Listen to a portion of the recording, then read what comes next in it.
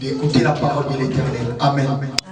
Et je bénis, je veux qu'au travers de nos acclamations, nous puissions honorer la personne du pasteur Boniface, dans Dieu qui, à chaque moment, vient nous apporter ses encouragements dans cette église. Amen. Amen. J'aimerais que nous puissions acclamer pour vous.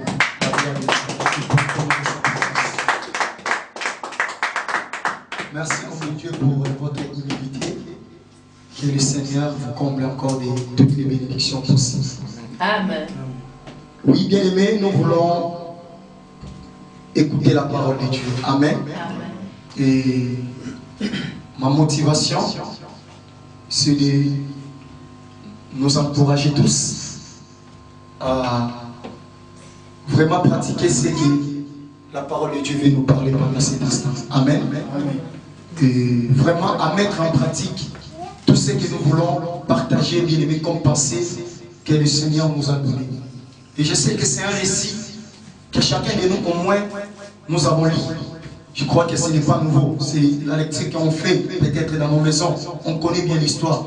Et dans des cantiques, dans des chants, on a chanté l'histoire de ces fils qui étaient perdus, qui est retourné à la maison. Il y a eu tant de prédicateurs qui ont prêché sur l'histoire de cet enfant qui était perdu. Mais ce n'est pas cela qui est important. Et ce qui est important, c'est quelle leçon que cet enseignement ou ces récits nous apportent. Qu'est-ce que la Bible fait de nous? Qu'est-ce que la Bible nous appelle à pratiquer? Bien, mais après avoir lu bien, mais ces portions de l'Écriture. C'est ça qui est important. Ce n'est pas seulement des livres, mais bien, mais qu'est-ce que le Seigneur attend de nous?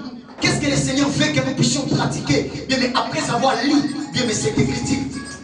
Bien, mais c'est ça que le Seigneur veut. Bien, mais c'est ça les souhaits de Dieu pour nous. Bien, mais c'est ça que Dieu désire. Bien, mais entendre de nous. Et voir bien, mais, au travers de nos vies quotidiennes. Bien, mais quelle sera bien, mais, notre manière de marcher par rapport aux Écritures, par rapport à ce que nous sommes en train d'écouter à chaque instant, que nous nous approchons dans la présence de l'Éternel. Alléluia. Amen, amen. Amen. Et je veux que tu sois vraiment avec moi. Tu donnes vraiment tes oreilles. Amen. Amen. Et je crois que le Seigneur veut nous interpeller tous au travers de ces récits. Amen. Amen. Parce qu'il y en a tant qui sont à l'église, mais qui sont loin du Seigneur. Amen. Amen. Et le souhait de Dieu, ce n'est pas de nous voir assis, là où nous sommes assis. Mais le souhait de Dieu, c'est de voir sa parole s'accomplir dans notre vie. Amen. Amen. On peut être là chaque jour. Mais si nous n'accomplissons pas la parole, les Écritures de Dieu, bien nous sommes des perdus. Amen. Amen. Comme cet enfant, il était là dans la maison de son père. Le fils aîné, mais il était perdu parce qu'il ne connaissait pas quel était l'héritage, quelles étaient les pensées du père par rapport, bien aimé, à la pensée du père par rapport à ses fils. Il y en a aussi beaucoup de chrétiens qui sont à l'église, mais qui sont perdus, qui ne connaissent pas la pensée de Dieu, les souhaits de Dieu par rapport à leur vie. Qu'est-ce que le Seigneur attend de moi? Qu'est-ce que le Seigneur veut que je puisse pratiquer? Est-ce qu'aller à l'église, c'est ça qui est important pour moi? Non. Dieu, mais je préfère que tu restes dans la maison, mais accomplir la parole de Dieu. Dieu, mais que de venir à l'église et ne pas accomplir la parole de Dieu. Voilà pourquoi Christ a dit, beaucoup, ils vont périr en ces jours-là.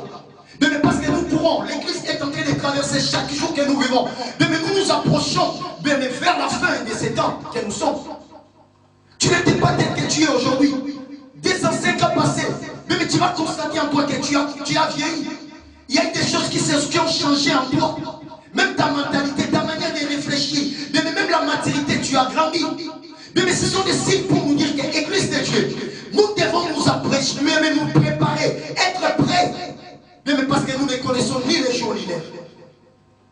Et dans ces récits, ce qui m'interpelle plus, je vois l'action bien-aimée de cet enfant. Cet enfant qui s'approche auprès de son père. Il a dit, papa, il s'est aidé. Le plus jeune, la Bible dit, il s'approcha auprès de son père. Il a dit, père, donne-moi la part de mes biens qui me revient. Mais ce n'était pas mauvais. Étant fils, il devait hériter de la bénédiction de son père. Le père aussi étant père, il ne pouvait pas refuser à son fils ce qu'il avait demandé. Mais bien, mais c'est que le Seigneur veut nous interpeller cet après-midi. Mais il y a certaines choses, avant de les demander, il faut entrer d'abord dans l'état, bien aimé, de réfléchir avant de demander à Dieu quoi que ce soit. Mais parce qu'il y en a beaucoup Avant d'avoir, ils étaient bien. Mais lorsqu'ils ont réussi, mais c'est là leur perte.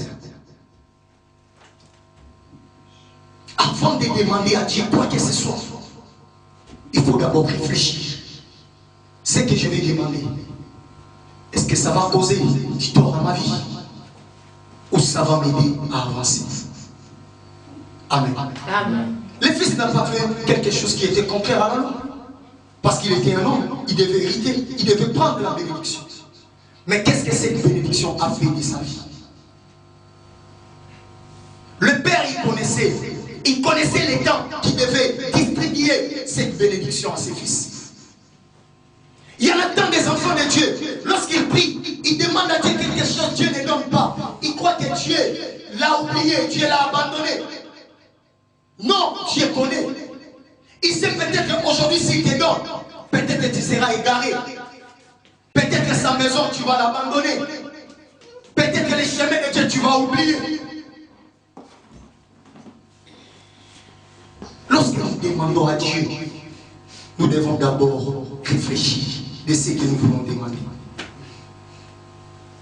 Demander le voyage, ce n'est pas mauvais. Le mariage, ce n'est pas mauvais. Le travail, ce n'est pas mauvais. Mais après ça, ce qui suit, c'est quoi? C'est une question que chacun de nous, cet après-midi, doit se demander. Tu avais demandé, Seigneur, donne-moi. Et après, le Seigneur t'a donné. Qu'est-ce que tu as fait de cette bénédiction? Où cette bénédiction t'a amené? Alléluia. Amen. Est-ce que je parle à une personne? Amen. Le fils a demandé. Papa donne. Et papa aussi rempli d'amour, il a donné. Mais le fils est allé plus loin. Il a oublié même la maison de son père. Amen.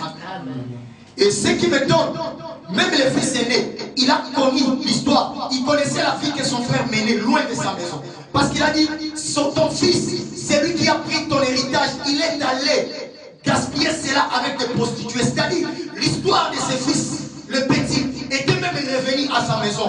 Même son père, il était au courant de ce que le fils faisait hors de sa maison. Lorsqu'il avait reçu l'héritage.